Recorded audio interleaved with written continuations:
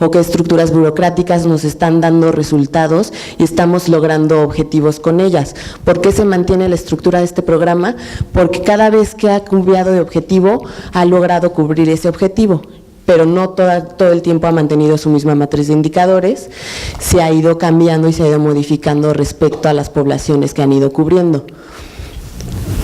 ¿Sí tienes alguno? Sí, otro punto importante que hay que recordar, ¿no? En el sector gubernamental, que sí hay programas que pueden ser específicos, por ejemplo, no sé, erradicar el sarampión. Sería un objetivo que llega un momento que se cumple pero hay otros que son servicios, ¿sí? Que se mantienen porque, por ejemplo, en educación básica, pues sí son unos niños y al siguiente año pues ya son otros niños y siempre está el servicio. Ahí lo que puede ir variando precisamente con el tiempo es el objetivo. Por ejemplo, si nos vamos a lo mejor hace 40 años, pues el objetivo era la cobertura. Llega un punto en el que ya la tienes, o sea, ya cobertura en básica no es un problema. Entonces ya te enfocas a la calidad. Sí, vas variando tus indicadores porque ahora el objetivo ya es la calidad. A lo mejor ahorita en media superior el objetivo sigue siendo cobertura. Sí, o bajar la deserción, y eventualmente tal vez ya consigamos las coberturas al 100%, entonces ya variamos el objetivo principal a la calidad, pero sí hay programas que son para servicios que continuamente van a existir y vamos modificando y claro, también hay modalidades de programas que son de la existencia de la administración pública, es decir, los programas que se refieren a auditorías, a contralorías, al ejercicio de la administración pública, los programas M, los programas O, los programas P, eso siempre van a existir porque es el instrumento burocrático con el cual estamos nosotros funcionando como gobierno. Entonces, precisamente para ese tipo de programas son muy convenientes que las matrices sean factibles. ¿Por qué? Porque nosotros sabemos que es difícil que vaya a cambiar nuestro objetivo. Si yo soy parte de la tesorería o siempre mi objetivo para brindarle a la sociedad va a ser una buena distribución del recurso público eficiente o lo que hayamos establecido. ¿Qué nos va a convenir? Que siempre podamos estar midiéndonos de la misma manera porque siempre va a constituir la misma actividad en la administración de la tesorería. A eso es a lo que queremos llegar. La idea aquí es precisamente esto. Como les había comentado, si lo podemos medir, lo podemos evaluar. En el momento en que nosotros ya no podemos medir algo que sea comparable con lo que ya llevábamos medido, ahí vamos a tener un problema. Cambiar matrices cada año, que se daba mucho, eso constituía un esfuerzo muy grande también de carga de trabajo para ustedes, para las personas que lo revisan, pero sobre todo nos hacía inútil el sistema de evaluación del desempeño, porque no estamos midiendo lo mismo. Entonces, justamente aquí la idea es llegar a matrices que nosotros sepamos que están muy bien hechas y usarlas siempre, que se pueda, claramente.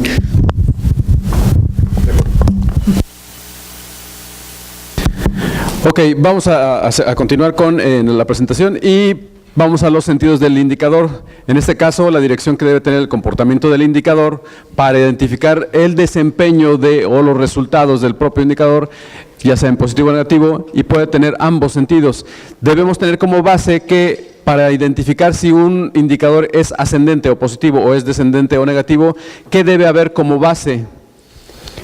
Un antecedente o una línea base o una comparación de un ejercicio a otro. En este ejemplo tenemos que del 2016 al 2017 este indicador fue ascendente y en este caso tenemos que de 2016 a 2017 el indicador fue descendente. ¿De qué dependerá que nosotros podamos definir si el indicador que es descendente es para nosotros llegar a nuestros objetivos o si el indicador, si es ascendente, también llegará a nuestros positivos? ¿De qué depende? ¿Perdón? Depende del objetivo que tengamos definido y entonces saber si nuestros indicadores, al ser descendente, precisamente estamos cumpliendo con él. Si estamos hablando a lo mejor de mortalidad, ¿qué tipo de indicador sería? Descendiente. Pero si estamos hablando de eficiencia terminal en educación, ¿de qué tipo de indicador va a ser? Ese va a ser entonces el sentido de cada uno de los indicadores y así lo debemos establecer en nuestra descripción. Ahí, bueno, aquí viene un ejemplo. Nombre, personas con resultados de evolución positiva al tratamiento técnico integral interdisciplinario individualizado. Hablamos que es un indicador en sentido ascendente porque la situación deseable es que aumente el número de personas que responden positivamente al tratamiento, ¿de acuerdo? Es completamente ascendente. Pero tenemos también, por ejemplo, en el caso de la tasa de delito del fuero común por cada 100,000 habitantes, deberá ser descendente. ¿Qué pasa si nuestro indicador nos dice o nos mide que estamos creciendo? Que nuestro programa va mal y que no estamos haciendo nada, ¿de acuerdo? Entonces, en este caso, la situación deseable es que disminuya el número de delitos del fuero común. ¿Ok? Entonces tenemos estos dos variantes. De los métodos de cálculo, ¿cuál consideran ustedes que pueda medir si es ascendente o descendente de los que comentamos? Porcentajes, tasas de variación, índices. ¿Cuáles nos miden si el indicador es ascendente o descendente?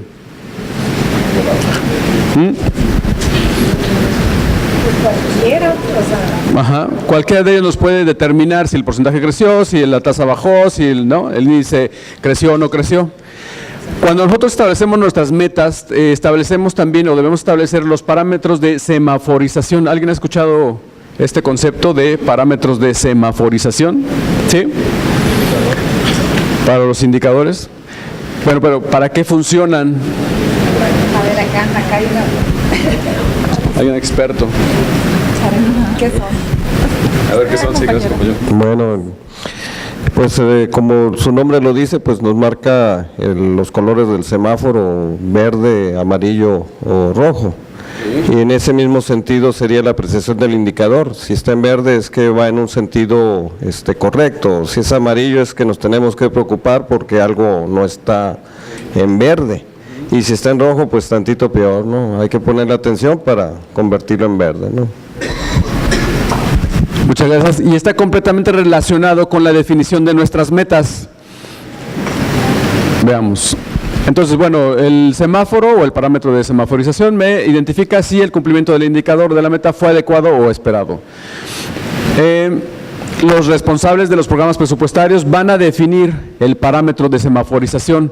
Es decir, la gente que está planeando es la que establece cuál es digamos que el umbral o el parámetro que nos va a indicar si estamos en rojo, en amarillo o en verde. Ahorita vamos a ver un ejemplo. Los parámetros están relacionados con las metas, como comentamos, y establece rangos para medir el cumplimiento de ellas. Y ahorita vamos a ver un ejemplo que es muy ilustrativo. Los parámetros se establecen de acuerdo con el sentido del indicador. ¿Cuáles son los dos sentidos del indicador? Ascendente y descendente, positivo o negativo. El semáforo estará en rojo o amarillo tanto si se supera el límite inferior o el superior del parámetro. ¿Están de acuerdo con eso? Si mi meta es llegar a 80 servicios y logro 120, ¿en dónde va a estar mi semáforo? En rojo. ¿Pero por qué va a estar en rojo? Si dije, bueno, pues superé por mucho mi meta y estoy haciendo bien mi trabajo y quién sabe dónde salió todo eso. ¿Por qué va a estar en rojo? Porque no lo proyectaste bien, porque no hubo una buena planeación. ¿De acuerdo? Entonces, en ambos casos, el semáforo se pondrá en rojo, tanto si quedo muy por debajo de mi meta como si quedo también muy por arriba de ella. Incluso si quedamos arriba de ella también es como un foco más rojo todavía, ¿no? Así. Comentaba el compañero que bueno, con el presupuesto también cuando hay subejercicio y también ahí se refleja el logro de nuestras metas o no. Y aquí viene, entonces si está en verde se mantiene dentro del rango establecido. Si está en amarillo, el valor alcanzado del indicador es menor que la meta programada, pero digamos que se mantiene de manera razonable dentro del cumplimiento de nuestras metas. Y si el valor alcanzado del indicador está fuera del rango, por lo que la meta programada tuvo una falla en la planeación, como comentábamos, entonces ahí hay problema. También es volteado a hacer, si igual el rojo está arriba, pero bueno, básicamente si cumplimos o no cumplimos, o cumplimos de más. Y aquí tenemos un ejemplo, que aquí les voy a pedir que me ayuden, todos que son expertos en esto. Nosotros en nuestro indicador dice porcentaje de programas presupuestarios cuya matriz de indicadores para resultados, o sea la MIR, alcanza una valoración igual o superior a 85. Esa es nuestra meta. ¿Qué porcentaje de programas presupuestarios alcanza una valoración igual o superior a 85? Y tenemos una meta esperada, aquí simulada, que es de 33.19, de todas las que nos llegan el 33.19. Y nuestra meta que alcanzamos está en 30. ¿Sí? Nosotros vamos a establecer nuestros parámetros de semaforización y decimos que el umbral entre verde y amarillo va a estar en más o menos 5%. Y el umbral entre amarillo y el rojo, que es aquel en donde voy a estar, ¿qué pasó? Va a estar entre más o menos el 6%. Mi pregunta es, ¿este intervalo ya convertido a una expresión cuantitativa es correcto? Véanlo bien, mi meta esperada es 33.19, mi meta alcanzada es el 30%, mi umbral, si estoy hablando de que el umbral está entre el más o menos 5%, ¿está bien este umbral entre el verde y amarillo? Es decir, si yo me paso un poquito, ¿puedo quedar entre este o no? En primer lugar, este parámetro o este umbral ¿es correcto?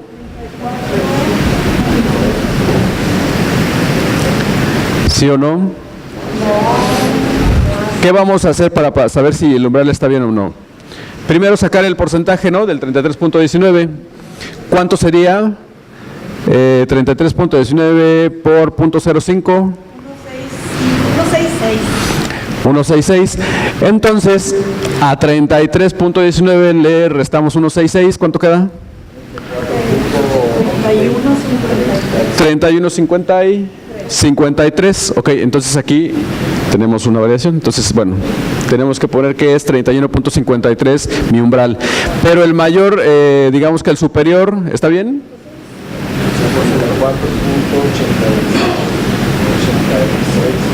Cálculo mental, muy bien. 34.85. ¿Todos estamos de acuerdo? ¿O no? ¿Sí? Como que ya no vi como que todos están de acuerdo, pero bueno. Entonces, esa es la forma. ¿Quién me ayuda a sacar el umbral amarillo en rojo hablando de que este va a estar entre más o menos 6%? Para saber si mi meta alcanzada me va a poner a hacer trabajar más, me va a poner a decir, pues no es tanto, estamos bien, ahí la llevamos, llego al 30% de 33, pues si saco un porcentaje, pues voy casi en el 90%, ¿no? Pues total. Saquen, ayúdenme a sacar el umbral amarillo rojo, si hablamos que es un 3%. 1.99. Ok, 1.99, entonces a 33.19 hay que quitarle 1.99.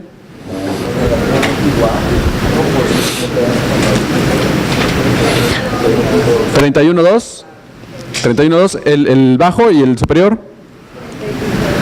El superior es 35. 35.18.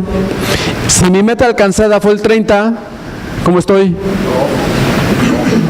Vamos del cachete, ¿no? Estos semáforos o digamos, mecanismo de semaforización es importante que ustedes lo establezcan también, porque al final ustedes lo definen. Entonces también véanse metas, como dicen, alcanzables, pero también retadoras. ¿De acuerdo? Por indicador. Y eso es por indicador. ¿De acuerdo? Pasos sugeridos para la construcción de indicadores del desempeño. Bueno, primero, identificar de manera muy clara, para eso ya vimos cuáles son los criterios que debemos utilizar para el indicador. Identificar y o revisar el objetivo. Detectar los factores relevantes del objetivo, también ya vimos algunos ejemplos.